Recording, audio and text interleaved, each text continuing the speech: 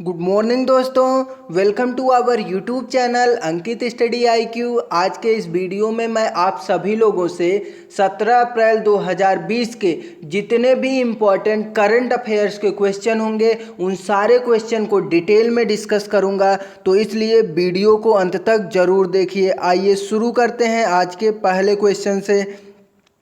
हाल ही में भारत के किस राज्य के राष्ट्रीय उद्यान में जानवरों के लिए पहली क्वारंटाइन सुविधा स्थापित की गई है? तो अभी हाल ही में भारत के उत्तराखंड राज्य के राष्ट्रीय उद्यान जिम कॉर्बेट नेशनल पार्क में जानवरों के लिए पहली क्वारंटीन सुविधा स्थापित की गई है, यानी कि इस क्वेश्चन का ऑप्शन नंबर ए सही है। अगर एग्जाम में क्वेश्चन पूछा जाए जिम कॉर्बेट नेशनल पार्क कहाँ पर स्थित है, तो Jim Corbett national park Bharat के उत्तराखंड राज्य में स्थित है। इसे आप लोगों को याद रखना है। और इसी नेशनल पार्क में जानवरों के लिए पहली क्वारंटीन सुविधा स्थापित की गई है।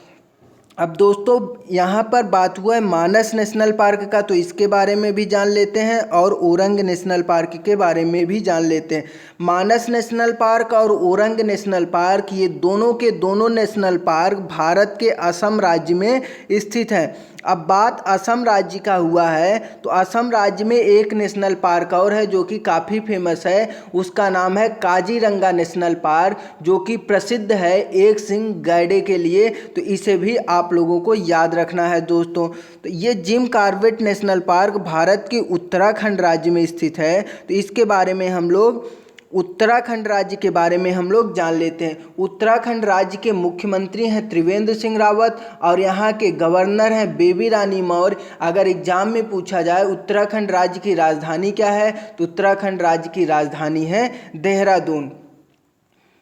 दोस्तों कभी कभी हम लोग कंफ्यूज हो जाते हैं कि राष्ट्रीय उद्यान नेशनल पार्क और वन्य जीव अभ्यारण्य वाइल्ड लाइफ सेंचुरी में क्या अंतर होता है, आखिरकार ये होता क्या है, तो इसके बारे में भी जान लेते हैं हम लोग। नेशनल पार्क को वन्य जीव के संरक्षण के लिए बनाया जाता है, तो हमें पता चल गया नेशनल पार्क क्यों बनाया जाता है। नेशनल पार्क को वन्य जीव के संरक्षण के लिए बनाया जाता है और इसमें पर्यटकों को आने की अनुमति नहीं दी जाती है, जबकि वन्य जीव अभ्यारण्य वाइल्ड लाइफ सेंचुरी सरकार अथवा अन्य किसी संस्था द्वारा संरक्षित वन, पशु विहार या पक्षी विहार होता है।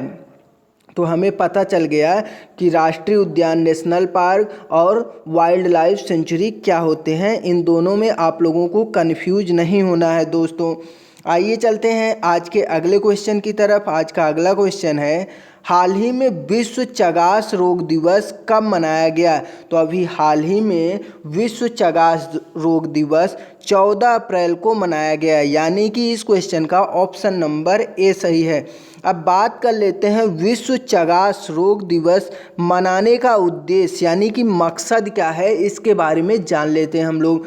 विश्व चगास रोग दिवस मनाने का उद्देश्य है कि कीड़ों द्वारा होने वाले रोग, किसके द्वारा?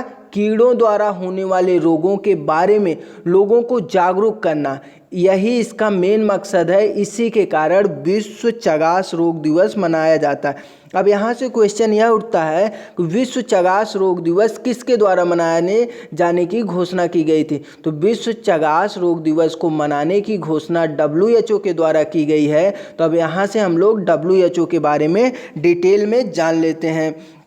WHO को हम लोग वर्ल्ड हेल्थ ऑर्गेनाइजेशन भी बोलते हैं और जिसको हिंदी में विश्व स्वास्थ्य संगठन भी बोला जाता है। और WHO की स्थापना 7 अप्रैल 1948 ईस्वी में हुआ था, तो इसे आप लोगों को याद रखना है दोस्तों। और WHO का मुख्यालय स्विट्जरलैंड देश के जिनेवा शहर में है और WHO के अध्यक्ष वर्तमान समय में टेड्रोस एड्नोम हैं, तो इसे भी आप लोगों को याद रखना है दोस्तों। अब इस क्वेश्चन में बात हुआ है इम्पॉर्टेंट डे का, तो हम लोग अप्रैल माह में अभी तक जितने भी इम्पॉर्टेंट डे मनाए गए हैं उन सारे इम्पॉर्टेंट डे को सीक्वेंस वाइज रिवाइज कर लेते हैं। तो अभी हाल ही में 1 अप्रैल को उत्कल उड़ीसा दिवस मनाया गया था और 2 अप्रैल को विश्व आत्म केंद्रित जागरूकता दिवस मनाया गया, यानी कि वर्ल्ड ऑटिज्म अवेयरनेस डे 2 अप्रैल को मनाया गया था। 5 अप्रैल को विश्व समुद्री दिवस मनाया गया था और 6 अप्रैल को अंतर्राष्ट्रीय खेल दिवस मनाया गया था। 7 अप्रैल को विश्व स्वास्थ्य दिवस मनाया गया था। 10 अप्रैल को विश्व होम्योपैथी दिवस मनाया गया था और 9 अप्रैल को प्ले ट्रू डे मनाया गया था। 11 अप्रैल को नेशनल सेफ मदरहुड डे मनाया गया था और 12 अप्रैल को अंतर्राष्ट्रीय मानव अंतरिक्ष उड़ान दिवस मनाया गया था और 14 अप्रैल को भीमराव अंबेडकर जयंती मनाई गई थी और 14 अप्रैल को ही विश्व चगास रोग दिवस भी मनाया गया था। इतना आप लोगों को इस क्वेश्चन से याद रखना है दोस्तों। आइए चलते हैं आज के अगले क्वेश्चन की तरफ। अगले क्वेश्चन के जाने से पहले आप लोगों से एक विनम्र निवेदन है दोस्तों, अगर अभी तक आप लोग चैनल को सब्सक्राइब नहीं किए हो तो प्लीज़ चैनल को सब्सक्राइब कर लीजिए और पास ही में लगे बेल आइकन बटन को भी प्रेस कर लीजिए, जिससे कि आने वाले नए वीडियो के नोटिफिकेशन आपके पास पहुंचते रहें। आज का तीसरा क्वेश्चन है, हाल ही में रोजगार सृजन योजना किस राज्य में शुरू किया गया है? तो अभी हाल ही में रोजगार सृजन योजना बिहार गवर्नमेंट के द्वारा शुरू किया गया है, यानी कि इस क्वेश्चन का ऑप्शन नंबर ए सही है। अब दोस्तों, रोजगार सृजन योजना का उद्देश्य क्या है, यह क्यों शुरू किया गया है, इसके बारे में जान लेते हैं।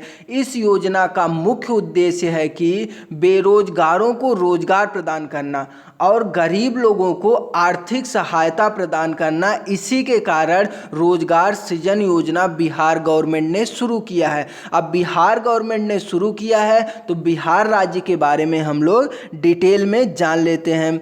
बिहार राज्य की स्थापना 22 मार्च 1912 ईस्वी में हुआ था और इसकी राजधानी है पटना और बिहार के मुख्यमंत्री हैं नीतीश कुमार जी, जो कि जनता दल पार्टी से हैं और बिहार के गवर्नर वर्तमान समय में फागू चौहान जी हैं। बिहार उच्च न्यायालय का नाम क्या है? तो बिहार उच्च न्यायालय का नाम पटना उच्च न्यायालय है और पटना उच्च न्यायालय के मुख्य न्यायाधीश का नाम है संजय करोल। बिहार के 3 पड़ोसी राज्य हैं, यानी कि बिहार अपनी बाउंड्री को झारखंड, उत्तर प्रदेश और पश्चिम बंगाल राज्य के साथ साझा करता है।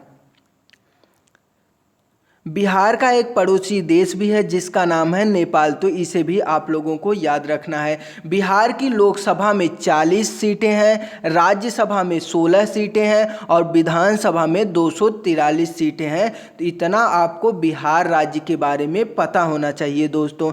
आइए चलते हैं आज के अगले क्वेश्चन की तरफ। आज का अगला क्वेश्चन है, हाल ही में कोविड-19 का इलाज करने के लिए आयुर्वेद के साथ एलोपैथी का प्रयोग करने वाला पहला राज्य कौन सा बना है? तो अभी हाल ही में कोविड-19 का इलाज करने के लिए आयुर्वेद के साथ एलोपैथ का प्रयोग करने वाला पहला राज्य भारत का गोवा बन गया है, यानी कि इस क्वेश्चन का ऑप्शन नंबर सी सही है। अब दोस्तों, यहाँ पर बात हुआ है कोविड-19, तो कोविड-19 क्या होता है इसके बारे में जान लेते हैं। कोविड-19 कोरोना वायरस से होने वाली बीमारी का नाम है और इस नाम को कौन दिया है? तो इस नाम को WHO ने दिया है और WHO कोरोना वायरस से होने वाली बीमारी को वैश्विक महामारी घोषित किया है और कोरोना वायरस चीन के वुहान क्षेत्र से पूरे वर्ल्ड में भयंकर बीमारी के रूप में फैल चुका है। अब दोस्तों, आयुर्वेद के साथ एलोपैथ का प्रयोग करने वाला भारत का पहला राज्य गोवा बना है, तो गोवा के बारे में हम लोग डिटेल में जान लेते हैं। गोवा की राजधानी है पणजी और यहाँ के मुख्यमंत्री हैं प्रमोद सावंत जी, जो कि बीजेपी पार्टी से हैं और गोवा के गवर्नर वर्तमान समय में सत्यपाल मलिक जी हैं। गोवा के उच्च न्यायालय का नाम है मुंबई उच्च न्यायालय और यहाँ के मुख्य न्यायाधीश जो हैं उनका नाम है प्रदीप नंद्रा। जो गोवा के 2 पड़ोसी राज्य हैं महाराष्ट्र और कर्नाटक। गोवा की लोकसभा में 2 सीटें हैं, राज्यसभा में 1 सीटें हैं और विधानसभा में 40 सीटें हैं।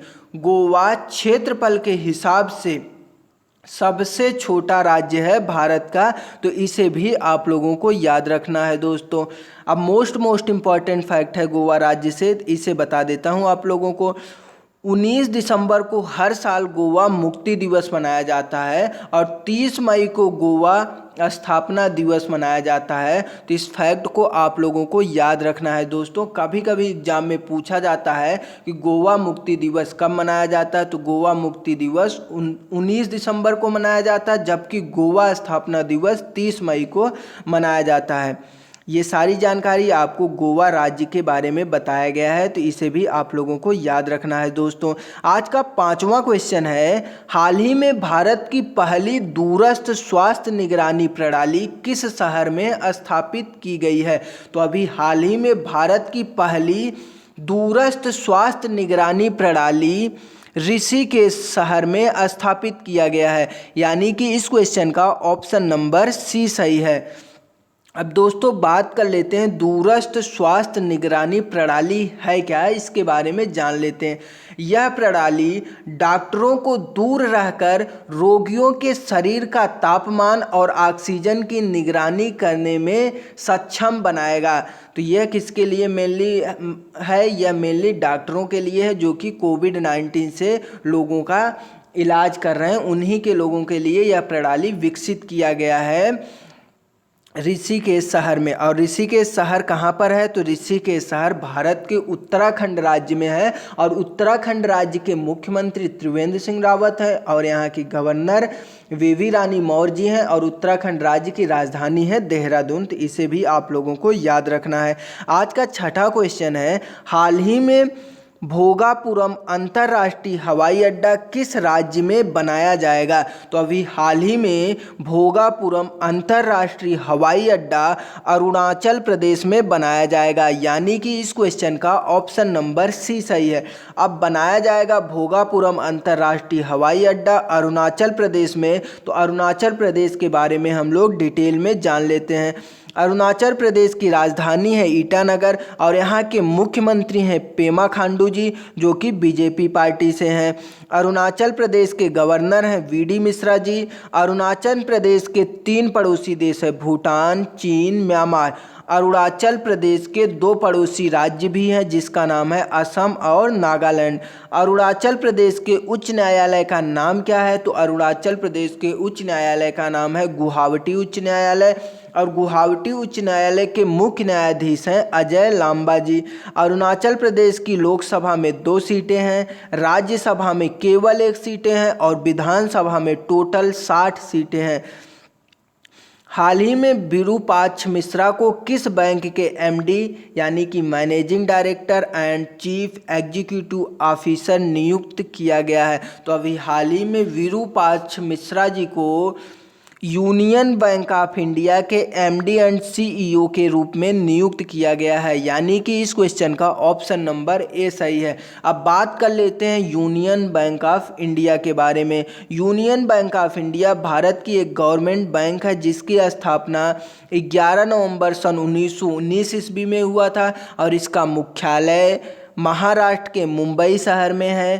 तो इतना आप लोगों को यूनियन बैंक के बारे में पता होना चाहिए। हाल ही में भारत सरकार ने 20 लाख खुदरा दुकानों की श्रृंखला किस नाम से शुरू करने की घोषणा की है? तो अभी हाल ही में भारत सरकार ने 20 लाख खुदरा दुकानों की श्रृंखला सुरक्षा स्टोर के नाम से शुरू करने की घोषणा की है, यानी कि इस क्वेश्चन का ऑप्शन नंबर ए सही है। अब बात कर लेते हैं सुरक्षा स्टोर के बारे में। सुरक्षा स्टोर के तहत दुकानदार लॉकडाउन से जुड़े नियमों का सख्ती से पालन करते हुए लोगों को ज़रूरत का सामान मुहैया कराएंगे, यही है सुरक्षा स्टोर।